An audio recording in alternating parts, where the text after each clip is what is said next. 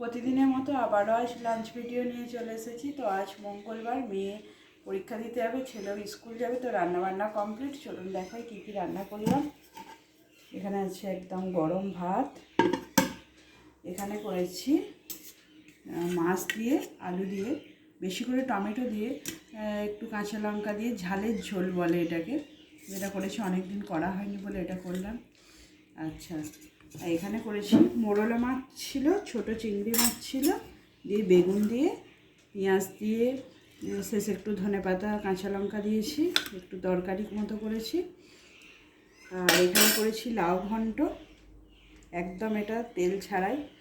আচ্ছা, এখানে হয়েছে গোটা মুসুরি লাউ দিয়ে সেদ্ধ।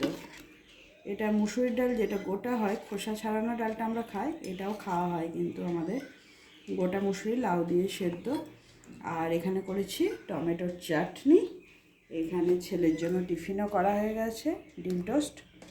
তা এই হলো আজকে রান্নাবান্না। এখন খেতে দিয়ে দেবো, অনেকটা বেশি বেলা হয়, এই 9:30 বাজছে, স্কুল যাবে, পরীক্ষা দিতে যাবে, বেরোবে, খেতে দিয়ে দিই। এখন এই পর্যন্তই, আবার পরে দেখা হচ্ছে, টাটা।